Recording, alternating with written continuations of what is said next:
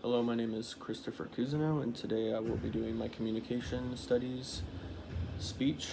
This is the last speech from my communication studies class. It's a commemorative speech on my best friend Jake. So I first met Jake when I was around 6.5 years old. This was after I moved from the South Bay of the city of Los Gatos to San Francisco.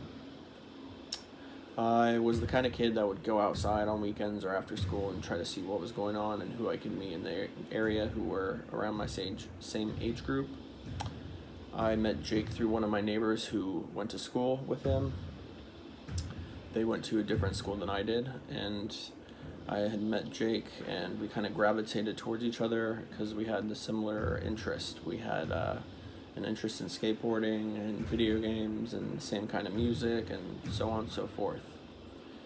Me and Jake's relationship kind of grew over time. I would say in high school we became really good friends and we shared a lot of the same friends. It wasn't until after we graduated and we're both still living in San Francisco pursuing our college education that we became best friends. A couple years after graduating, Jake decided to move up to Portland, Oregon with his girlfriend at the time, who's soon to be wife.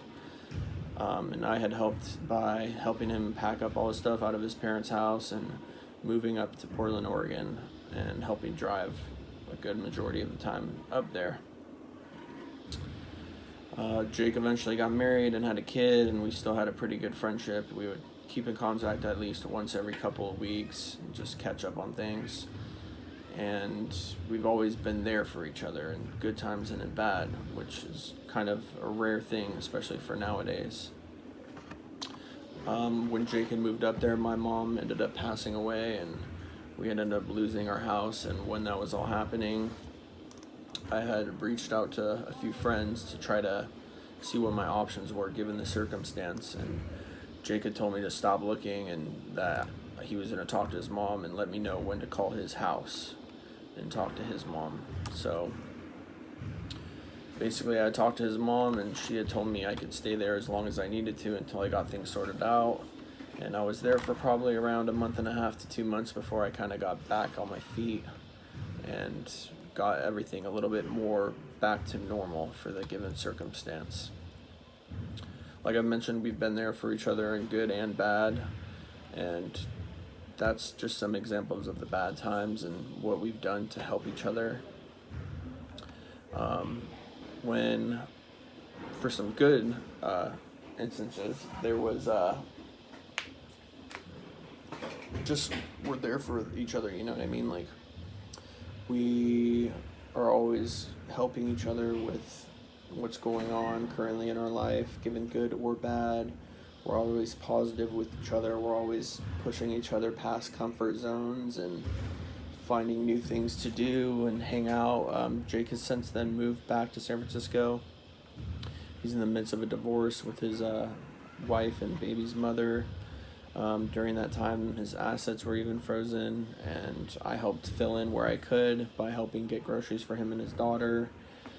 And we're constantly like positive outlooks and positive reinforcement in each other's lives and senses like that. We go skateboarding from time to time, not nearly as much as we did when we were younger. We picked up a kendama, which is a Japanese skill toy, since maybe the beginning of the year, so around like 5 months now. We've been playing kendama and pushing each other towards new tricks and things that we aren't comfortable with, and just being positive reinforcements in that sense. We're also gym partners currently. We'll meet up 2 to 3 times a week to go to the gym together, and we push each other in there and spot each other. We're there for each other, just like how we are in our friendship outside of the gym. To conclude this all up, I have never had a brother, and Jake definitely feels like a brother to me after the 15 plus years of friendship that we've shared. I've been blessed enough to have 3 younger sisters, but never a brother figure, and that's what Jake does. That's what Jake makes up for. He makes up for that brother friendship and relationship and brotherhood that I hadn't ever really had until I met him. I couldn't have asked for like a more better understanding and kind person who's just willing to do whatever he can and extend himself however he can for the people that he cares for. I take what I can from that and try to apply that to my own life too, and just help being the same thing, a better understanding and kind person. I'm try to do my best to be willing to help anyone that I can, that I consider a friend or family. He's helped to shape the way that I see friendships and relationships, and I really aspire to do that and try to implement those things in my life towards the relationships that I have and share with people today. That's it for my commemorative speech, and I hope that everyone has a great summer.